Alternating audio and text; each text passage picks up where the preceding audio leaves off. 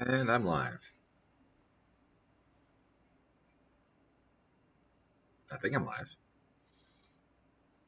I have no picture yet. There it goes.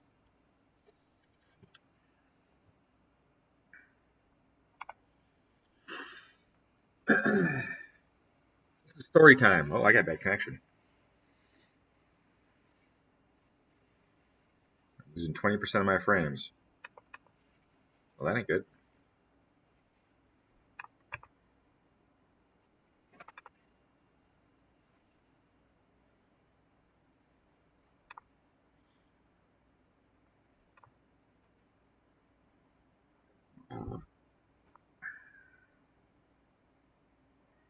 Ah, maybe that's why.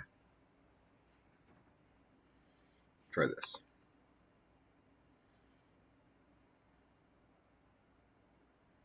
See if it fixes my frames. So far, I have 40% drop frames. That's not good. Adjust the Wi-Fi a little bit. See if I can clear this up so people can see me and not. Wow, it's not improving. Okay.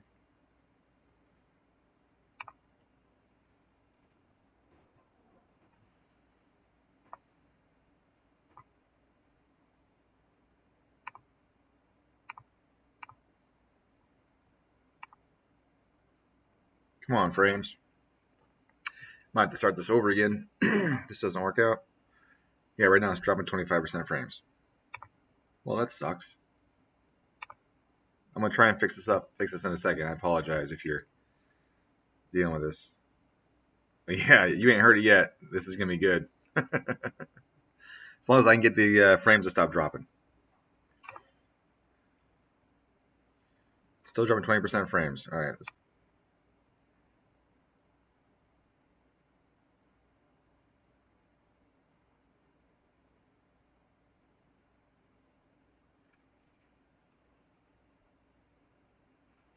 All right, so 0% drop frames. Okay, cool. Hopefully it's still working. Is it still working? You see your frame? Okay, excellent. Thank you. Yes, sir, Justin. My OBS software was telling me that I was dropping 40% frames and everything. So I reduced the bit rate to not overwhelm my network and all of that. Is it still fine? I realize there's also a slight stream delay here too.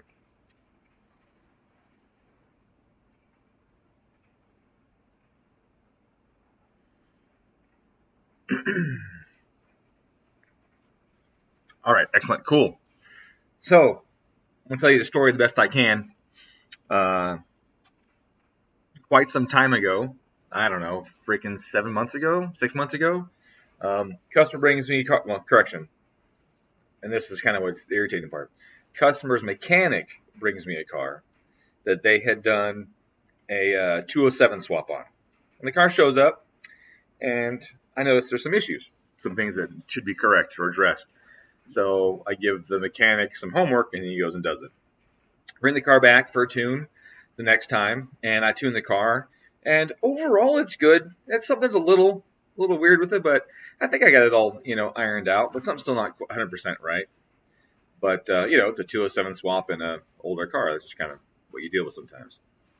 So I give it back to the mechanic and tell him, seems pretty good. There's a little funniness, but I think it's probably okay. Might need some more sensors or something. So he drives it, or the customer drives it, or whatever, and they're like, "Oh, there's a really bad hesitation. If you load it, at this RPM or this time or whatever, it hesitates really bad." I said, "Oh, well, I'm tuning. I got a really booked schedule. When can you bring it back?" And then they're like, "Well, we can bring it back for like a few minutes on this day." I'm like, "Well, a few minutes, I can take a peek at it real quick, I guess." So I get the car, I take it for a drive. I can't make it do it. I'm logging the car. I can't make it do it. I think I might have got it to do it once for like a second, but I'm reviewing all the logs, and everything's fucking perfect. Like I can't see anything wrong with it, and I can't even make it do the problem. But according to the owner, who I guess drives it later, it's it's undrivable or whatever. So they bring it back again. Still the mechanic. Excuse me, COVID. Just scared my cat. So each time I tell them I would like to be able to work on the car and troubleshoot myself, that kind of thing. But I can't. I'm not allowed to. The mechanic has to do all the work. They want me to tell them what's wrong with it so the mechanic can fix it. I'm like, well, the symptoms are this, and they are often a product of these sensors having issues. And, I'm tuning the car, and I tune it to the parameters that I'm shown, right? And that's kind of where this video is going, is a little bit, so I can educate people on some of the nuances with tuning and some of the difficulties associated with it. And then I'll tell more about the story. So if I'm tuning, right, the ECU displays parameters via what people call PIDs, right? And then I can log them, and this is what I get. In this case, I got a spreadsheet here. This is also a 207 car that I did a few days ago, actually. And I want to go over some of these readings with you and explain where they come from and explain why there can be a situation where the log is freaking perfect, like was in this customer's case, but there was still an apparent issue that did not show up, in the logs. And why, when that happens, it isn't your freaking tuner's fault, right? It's a mechanical problem. So let's start from the left side. Time. Well, time, that's the logging time, so it's obviously correct. Air fuel correction, that value is a correct indication of what the computer is doing at that time to correct air fuel ratio. So you go over here, air fuel ratio. See if I can click on that real quick. Okay, so air fuel correction, that value is based on what the ECU deems is needed to make the current AFR, as shown in this column C, equal the target AFR, which isn't on here, but the correction is that difference. Now, how accurate is that? Well, the correction is what the ECU is doing. It is doing that amount of correction. Is it doing it based on a correct AFR reading? You don't know. You can't tell. Is this air fuel sensor worn out? You don't know. You can't tell. It's saying 13.3 here in this block. Is it actually 13.3? I don't know. But the computer thinks it is. And the computer will respond based on the inputs that it's given. And the tuner will kind of do the same thing. In this case, 13.3 was exactly where I wanted it to be. So that's perfect. That's great. But what if it wasn't 13.3? What if the sensor was going bad and it was actually 15.3? I don't know that unless I have a wideband in on it. And even then, the wideband has to be close enough to the engine that the delay time is negligible and that there's no air pollution to the sensor. And under light loads, that's hard to do because a lot of people don't have bungs really close to the engine that you can tap into. And in a car like this, not this one here, but the one that I did, being like a twin scroll car with the O2 sensor in the downpipe, there aren't a whole lot of bungs available to plug a wideband into, so you have to do it in the tailpipe. Darn it. So, choking on my own spit over here. So here are the values, and I'm stuck just kind of going, I believe that's what it is. Timing. Now you would think that's accurate, right? Nope. Timing is not either. If there are no mechanical issues, timing is probably accurate. But timing, again, is the ECU interpreting the crankshaft position based on the crankshaft position sensor and the trigger, the trigger wheel. Now, mechanical defects in the trigger wheel with the sensor, things like that can create improper readings. But as a tuner, I am left to assume that that value is correct on a car that shows up really quick. If it's a car I built from scratch and I have a standalone system on it, you absolutely verify that, because with the standalone, you have to make sure that it's even got the right values for crankshaft offset and all that kind of stuff. But that value in that log may or may not be accurate. I mean, shit, it goes to the half degree. Yeah, maybe not. Intake advance, the next column, E's and F. Same deal. Again, these are positions based on the ECU's interpretation of an electrical signal that is being used to measure a mechanical situation. Now, some people know quite clearly that Kelfort had a big problem with cams a couple years ago being ground incorrectly, and they put the triggers on the back of the cams in the wrong position. They were tweaked off like 15 degrees or something. And so if it was within the error ability of the ECU to be like, oh, 0 is actually 5 degrees over here, okay, which the ECUs can do, especially the EJs, not the FAs, but the EJs can, then that reading could actually be off 5 degrees, and I would have no way of knowing. Same goes for the other one. Relative pressure. So that's the difference between the manifold pressure and the atmospheric pressure. And guess what? Is it accurate? I don't know, right? I mean, I'm hoping it is. The sensor is calibrated correctly. It's a factory map sensor. It has the right offset. It has the right slope in it. And the barometric pressure sensor is built into the ECU. Hopefully that's correct. It hasn't started to wear or degrade or whatever. But they do wear and degrade, and they do give inaccurate readings over time. So now, so far, we're all the way across here, and the only absolute in this log is the time. All right? So let me click on the next one here. We got mass airflow. Now this one here is a motherfucker, because this one is rarely ever right in actuality. I'll cover that in a minute there, Connor, if you stick around long enough. So now this one here, hardly ever right. It has to be, even in factory form, in the factory airbox, there's some variance in there, and that's where the learning comes in, the next load cell learning.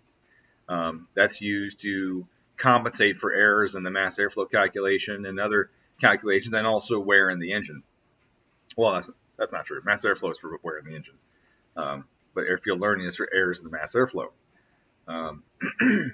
So again, here's another thing that is just another interpretation from an electrical signal from a mechanical situation. That's not absolute. Engine load. Well, that's calculated off mass airflow and RPM. So how accurate is that one? You know, again, it's an interpretation. It could be off. If mass airflow is off, calculate or engine load is off.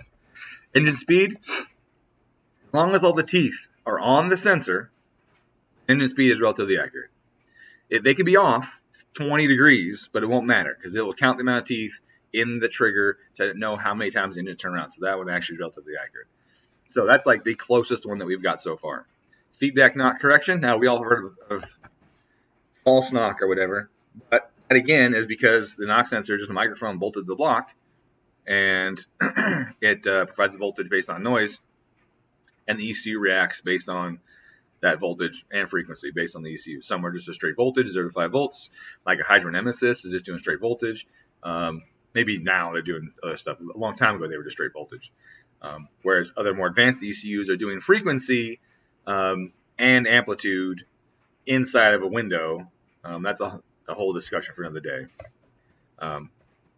Duty cycle, that's accurate because it's just how long is it triggering the injector for. Air temp, again, it's on a sensor, and in a Subaru, intake air temp is never fucking right anyways because that's not even goes into the engine. That goes in the turbo, gets heated by the turbo and cooled by the intercooler, so that's never even close to being what's actually going into the engine. Whiskey duty cycle, that's accurate because that's an output from the ECU. Throttle opening is maybe accurate, provided that the TPS is accurate. So what you're seeing here is that the ECU and the tuner both have to respond to the indication that are given by these various sensors. And if one of them is degraded, old, or not working anymore, it may produce a value inside of the normal operating band that therefore results in someone thinking, including the ECU thinking, that it's okay. A degrading mass airflow sensor and a degrading O2 sensor being the biggest ones, those two sensors alone will have operation outside, well, let me correct that, inside of a band of tolerance for error, but then still be wrong as they degrade. I hope I said that right. So now let's go back to this tune on this guy's car. So I take logs on it. Everything is freaking immaculate. But yet there's a hesitation. So what does that tell us? If the data here is correct, that means the tune is correct. Right? If it says the timing is right, it says the intake is correct, it says the calculated whatever is correct, that means that the tune is right. What it means then is that something mechanical is wrong and is feeding improper data into the ECU. And that's the case of this car. The problem is that the customer wouldn't let me freaking do the troubleshooting. They wanted me to look at it, take it for a quick ride, and be like, yeah, man, it's this. And I can't do that, right? I could not do that. Had he given me the car and let me do it, what I would do is I would go, okay, I believe it to be this sensor. Now, like I said, it's operating in range, so I can't just say that it's bad, right? I have to verify that it's not giving me correct values. I got to get a wideband hooked up, or I got to weld some exhaust, or what's even easier than that is just change it out really quick. Change it out and see if it gives me different values. Does it respond faster? Do I all of a sudden have an air fuel learning trim or a correction that I didn't have before, right? Those things will tell me that, yeah, that sensor was degraded. But if the output is exactly the same, put his sensor back in it. It's good. I don't need to change it. And I don't need to charge him for it. I charge him for the process that I'm doing to troubleshoot the car, but not for the components, okay? This is important. Camshaft sensor could be wonky. Change that out. Same problem exists. Put his back in. Don't charge him for the part. Are you following me? Well, that's not what happened to this guy. His mechanic said, what do you think it is? I said, it could be these things. And that guy changed all those things, charged him for all those things, and said, it still doesn't run right. And the customer's mad at me for that. He's holding me responsible for that. He doesn't allow me to work on the car and do the proper troubleshooting steps, right? Doesn't allow me to do that. And then after the mechanic goes through and changes all those parts, they don't bring the car back. Well, the problem didn't fix itself after those parts, so it's clearly the tune. No, you dumbass. The tune was done based on the parameters that are being fed to the computer from the wrong sensor. I have to modify the tune to fix it because it was reading the wrong fucking parameter. So the dude fixes whatever was wrong mechanically with it, doesn't bring it back to me, waits 3 months, according to him, for Surgeon to tune it. They tune it, no problem, car's good. My tune was trash. No. That's not how it works. Not just that, but I can fucking guarantee you over 95%, maybe more, of the values of my trash fucking tune are still in that ECU. Because when they fixed the fucked up hardware, probably took two entries, 2 parameters, whatever, to get it to run right again. Okay? But this guy doesn't understand that. He's like, your tune sucks. You had it on the dyno 4 times, which I didn't. You had it on the dyno 4 times. You can't fucking do it right, blah, blah, blah. I want a refund. And I was like, bro, it's been like 5.5 months. Where you been? Like, I gave you these things to change, or I told you these things that could be wrong with it. Did you try any of them? Did you experiment? Give me some update, right? And then get back, nope, nothing. I got nothing. Except for I took it somewhere else 5 months later, and your tune sucked. I want a refund. Normally, I would tell someone to go pack sand. Like, nope, I ain't giving you a fucking refund. But I was feeling extremely generous that day, and I gave him $200 back. When I do a tune, I get $250. So I gave him $200 back. Forget the fact that I saw the car 4 times and told him what was wrong with it the first time before I would even tune it. Forget the fact that I drove it around and said, yeah, dude, you definitely have mechanical problems that need to be fixed. You know, let me fix it. And they said no. Despite all that shit, I got $50 out of it. So my bit rate is 0. That doesn't make any sense.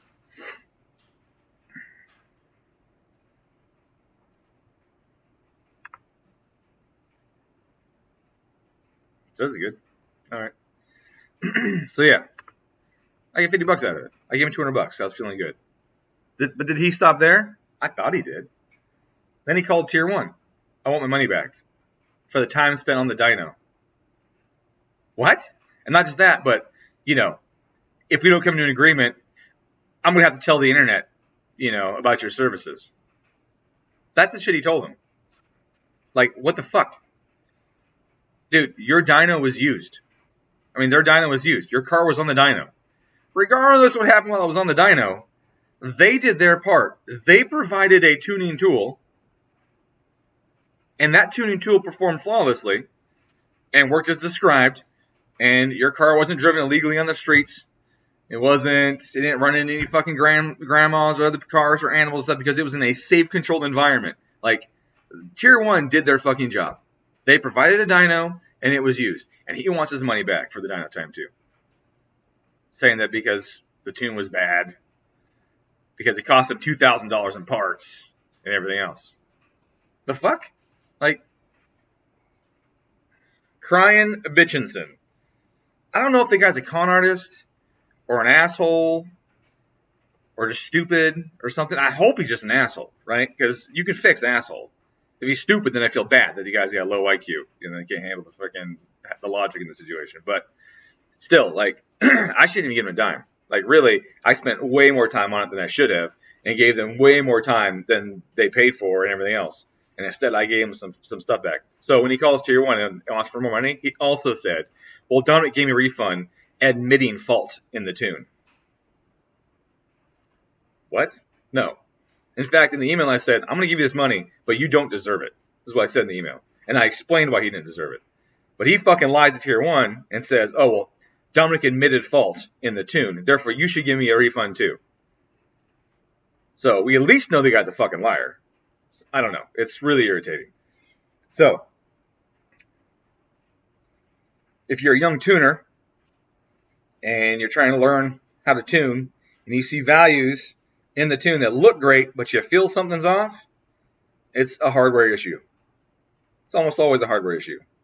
Whether it's signal or the source, you know, being the sensor, or a resonance issue in something vibrating, something loose, right? Like, it's going to be an issue with the hardware. And they fixed it. They fixed the hardware issue in that $2,000. Probably only had to spend 200 something bucks on it, on fixing it. But because I said it could be any of those things, the mechanic changed all those things and charged the guy for it, then the guy paid for it. That's his fucking fault. That ain't mine. If he let me have the car, he probably been the whole damn thing for 800 bucks, including the tune.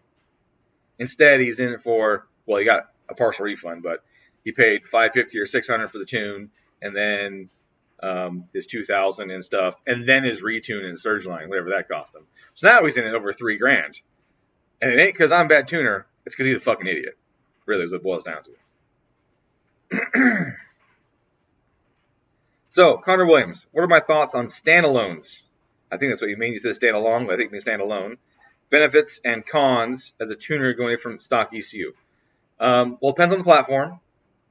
There are definitely some cons to standalones. Some of them being that almost all modern cars have a CAN bus system, and the communication that goes between all the modules is critical. It could be,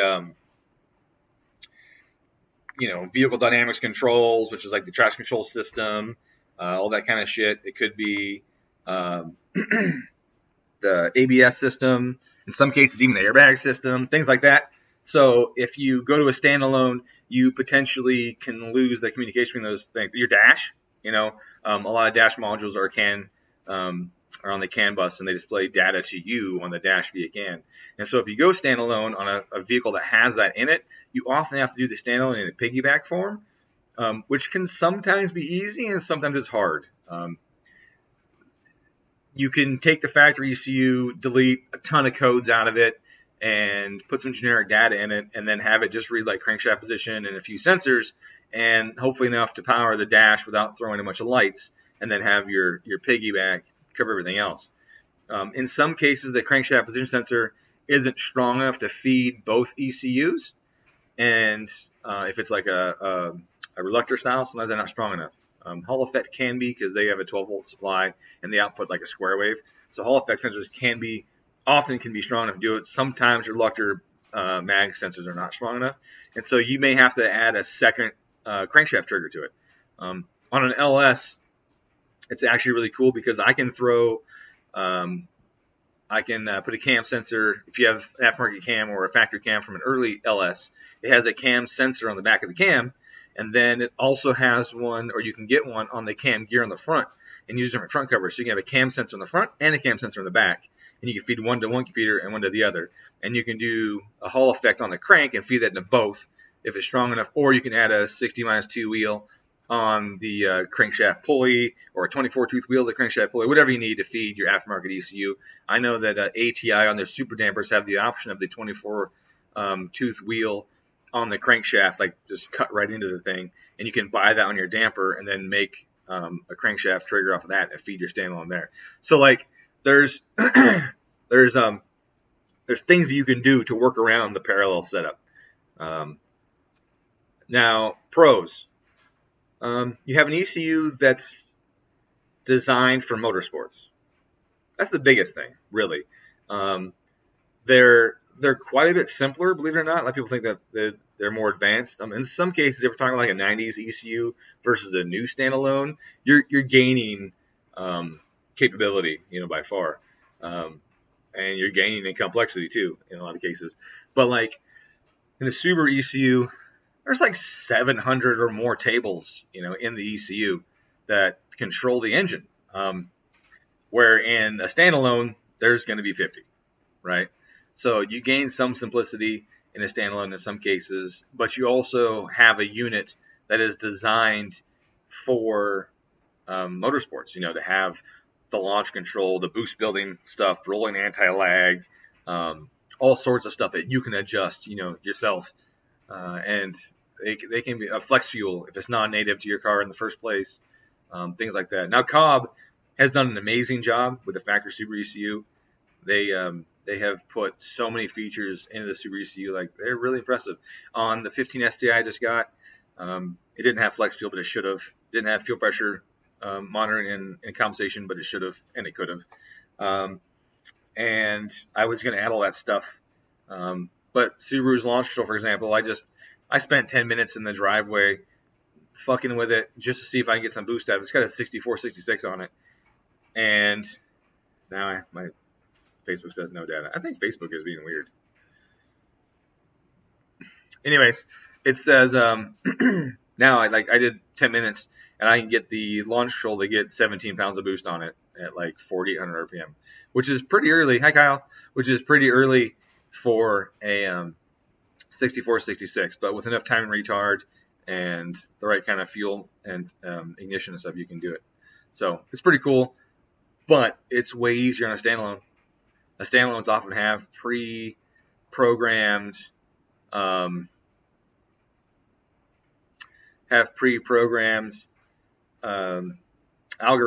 for a boost building launch control. You just tell it, yeah, this is my RPM, this is what my target is, and then it just does everything else. That's kind of cool.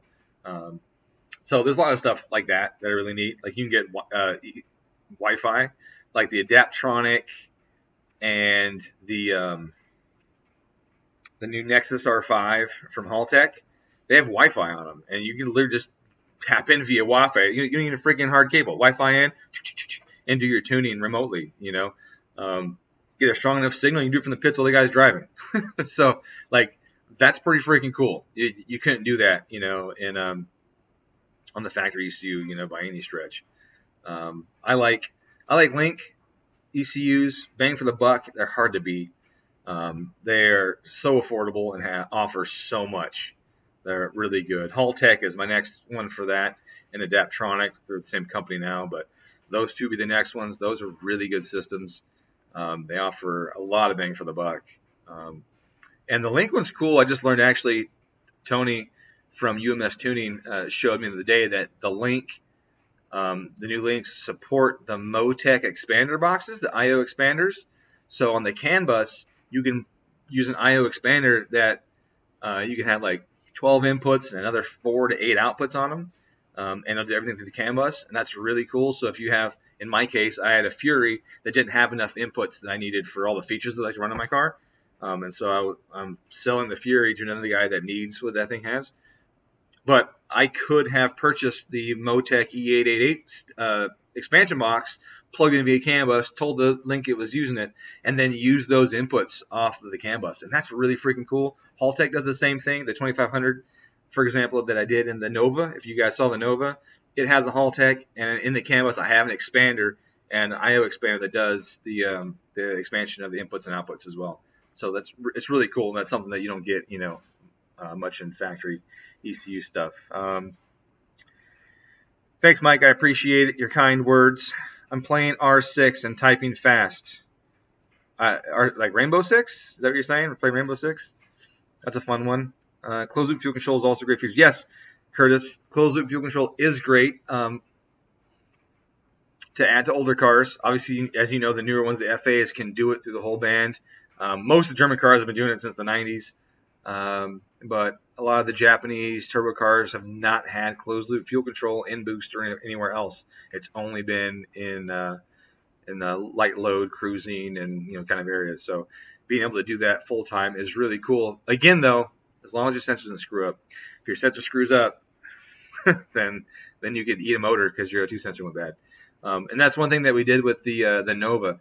Yeah, Nova's got so many inputs. I had to get 2 expander boxes for it. Right, that's a lot of inputs into it.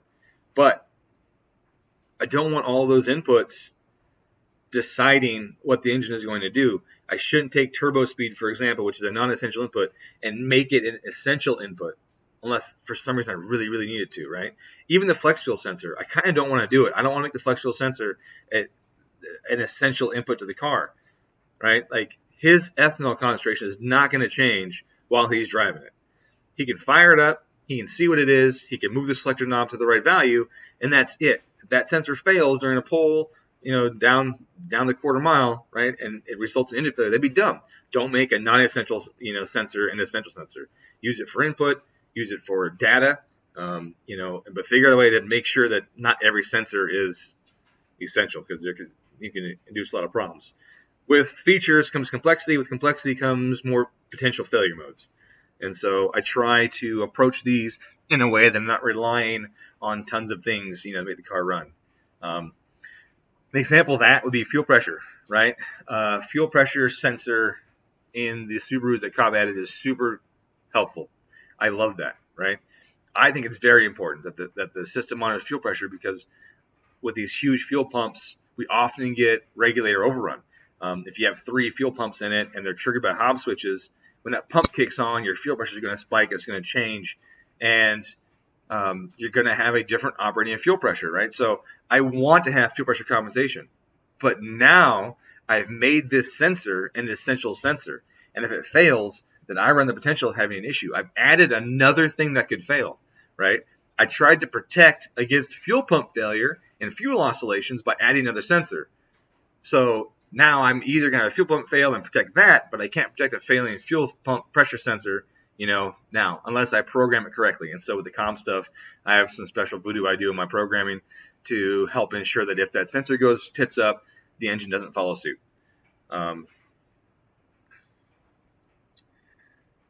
Headers, if I didn't want to spend, yeah, their headers are expensive.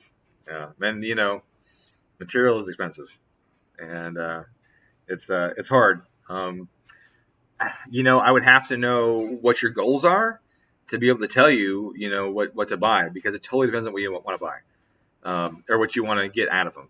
So in a few videos, I've talked about exhaust volume, the volume of the exhaust system from the exit of the valve to the inlet of the turbo. And that volume is pretty important. And the more that's there, the laggier your turbo setup is. Just plain and simple. The more that's there, the laggier it's going to be. The more surface area you have to lose heat to atmosphere and for the exhaust gases to contract to a smaller size, the more volume you have, the less voluminous the exhaust gas will be by the time it hits the turbo.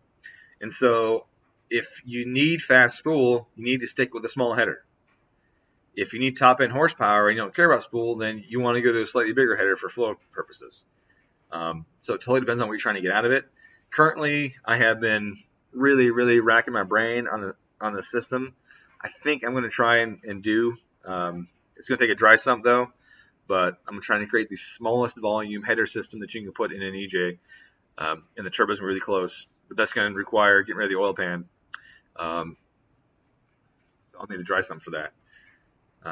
But yeah, you need to get the least amount of volume possible. So try and figure out how much is okay for you, and then go from there. Is really the best I can give you. And that's why, so that whole volume thing is why in some cases, or many cases, an unequal length header will actually spool faster than an equal length header, because it doesn't have that extra 2 feet of pipe on the 1 in 3 banks looping around to get back up to the turbo.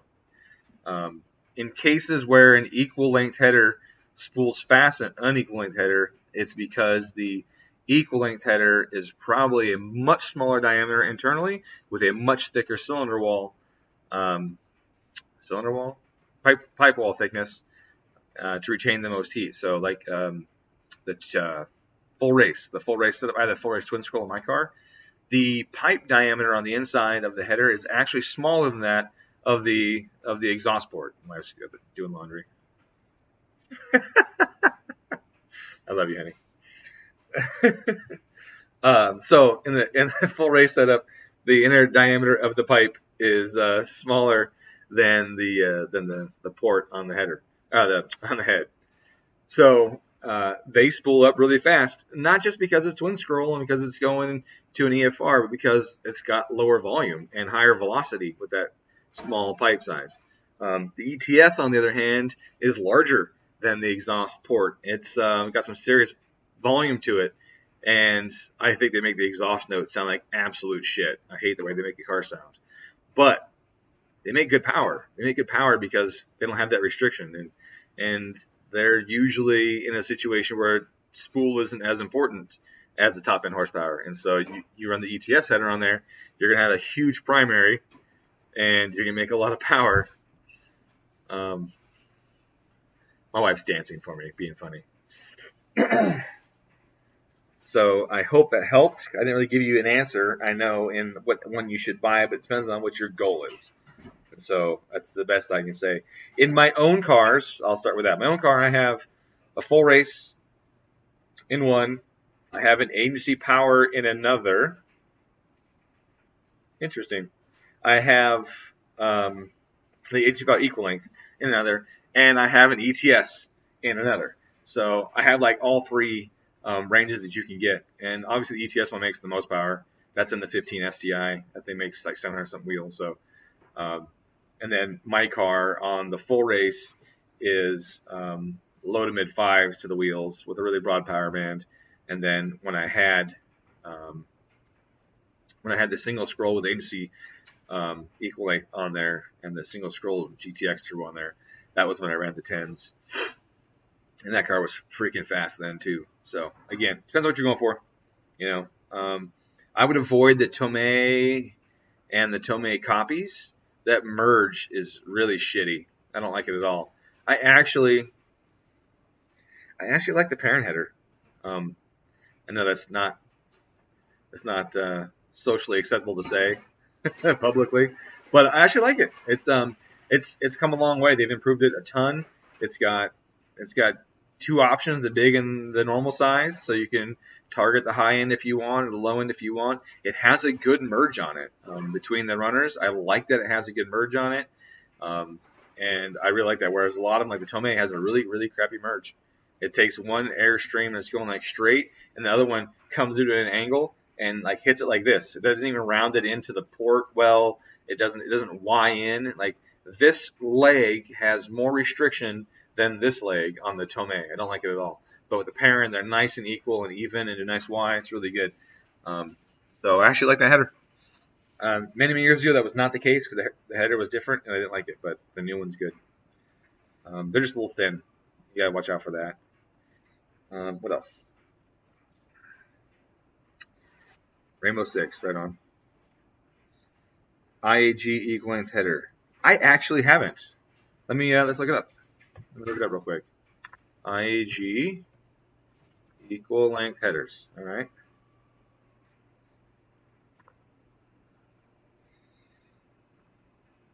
Yeah, I don't like it. I don't like it. It's a 3-bolt. Not a fan of the 3-bolt. It's got that same merge I was talking about. I mean, you can see it. Look at the picture, and you see how the pipe comes in, and the pipe doesn't swoop in with the length. It comes in at a steep angle, and it isn't. Yeah, I don't like it. That's actually like the same as the Tomei. It looks like the same header, the same as the other ones.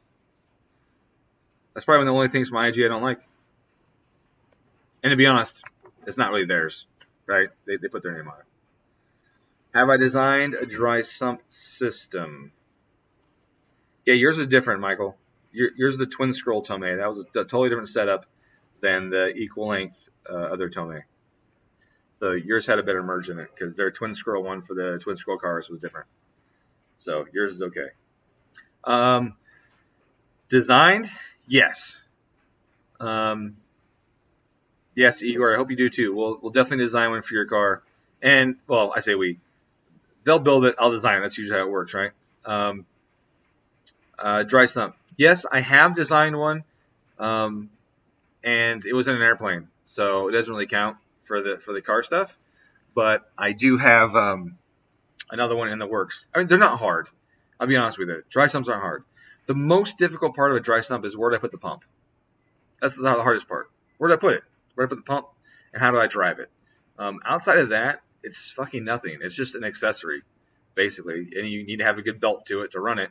And then the hoses are simple. They're cake. I mean, you could put a dry sump and leave the factory oil pan in there. You can attach a freaking hose to the side of that and have it suck off that. You could shove it on the valve covers. Like, dry sumps are easy.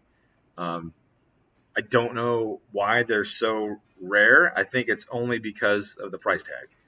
The pumps aren't cheap, you know. And I think, honestly, I don't know why IG doesn't have one. Maybe I'll work with them on it because I think I could design it and they can machine it and we can make our own pumps because they're not hard to make. We could do a gear rotor. We could do a vane style pump. We could do both on it. And I have no fear that we could design a fucking sweet system. So I think that's something IG and I should work on because they have the machining capability. And I have more than enough knowledge and SolidWorks and design capability. But yeah, but I'm going to design one for myself, but I'll use an existing pump probably, put it where the AC is and drive it off of something, and then do my header setup on there. Curtis Thompson says, I have an EFR 8374 with twin scroll, and I love it. Stock heads, though, so not getting full power band of the turbo. Yep, that's true. That's a big turbo. That's a fun turbo. I mean, it's not gigantic, but like broad power bands of that turbo. It's a really good one.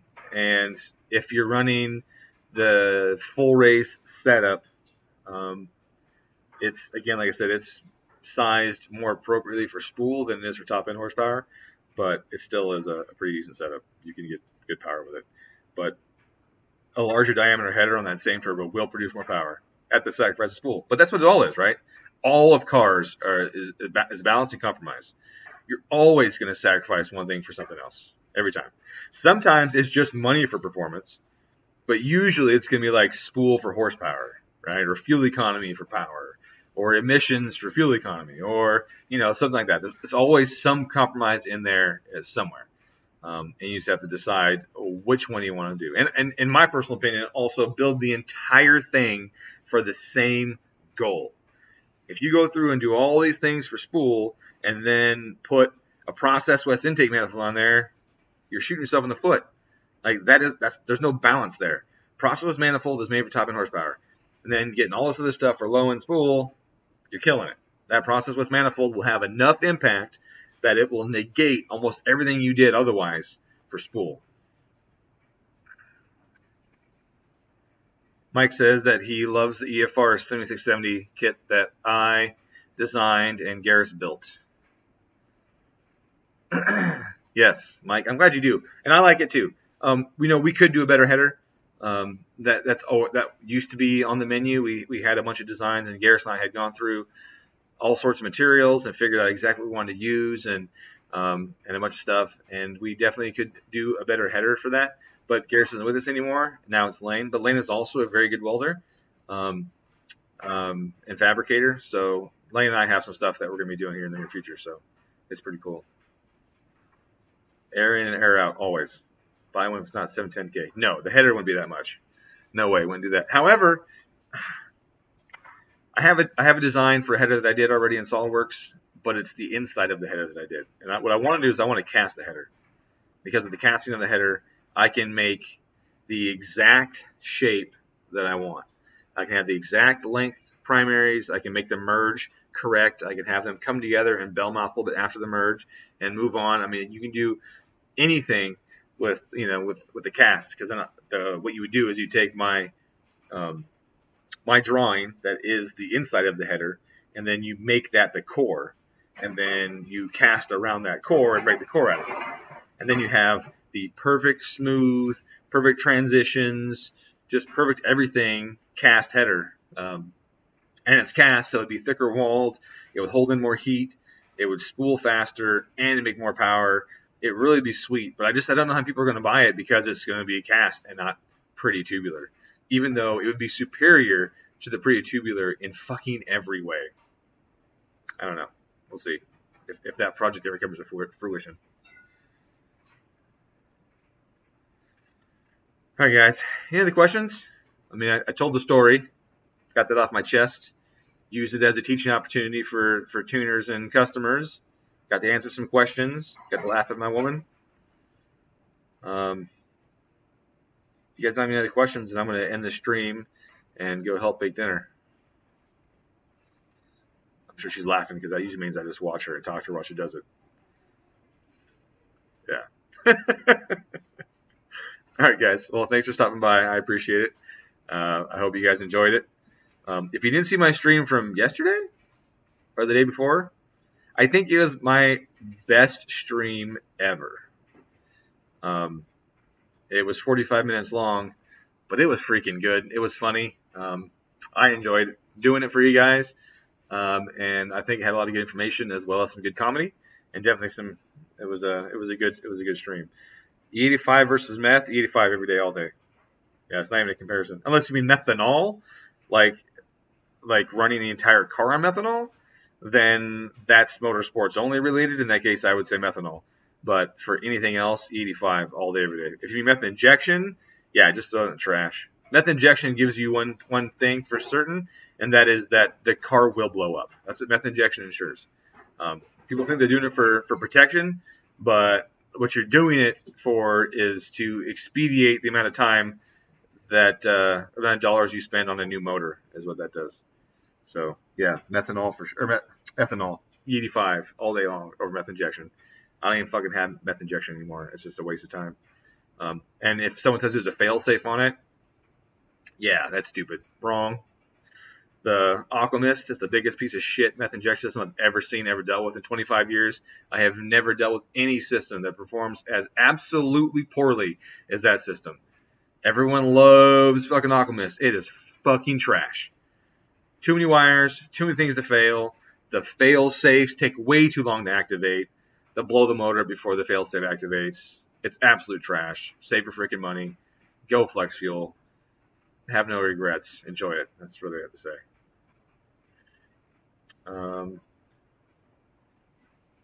Hey, you're very welcome. Yeah, and so, last thing. In the case of meth injection, that kind of stuff, the simpler the system, the better. Absolutely, the simpler the better. I had one system on my car for many, many years, and I never had a single problem with it. And then the complex systems, I had tons of problems with every time. Alltech GT Flex Fuel, 16-bit ECU WRX. Ooh, that's a tough one. I hate the 16-bit ECU with a passion, and in your case, no, I wouldn't even go Alltech. I would absolutely go Link. Link G4 Plus or G4X, plug and play, plugs right into your harness. I would absolutely use the Link in your situation, Dane. I would not hesitate. I wouldn't even look at the Alltech. Wouldn't even give it a second thought. Alltech's a good system, and it definitely applies to other cars, but in just the case of what you want there, the Link is absolutely the way to go.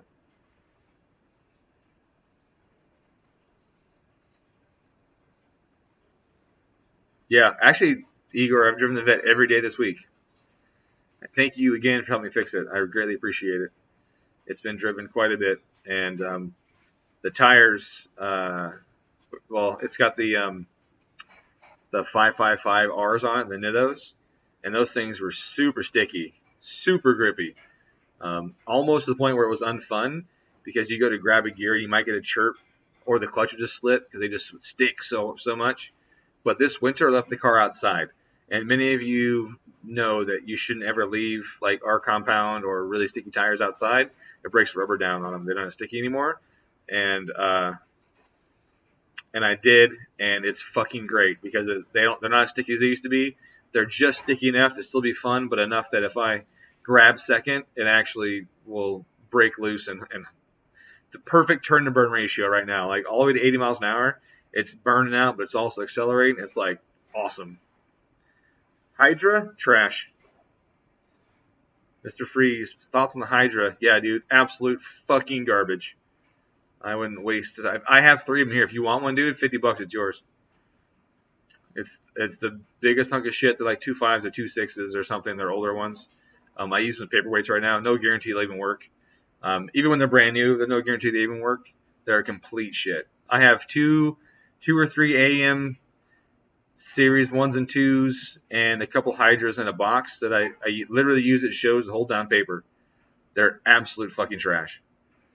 But some people just love them so much. But that's because those guys have never run anything good before. That's the best they've ever run. It's still crap. I wouldn't waste your time. Is that it? All right, I'm going to go get drunk. Happy Friday, everybody. Thanks again for stopping by. I appreciate it.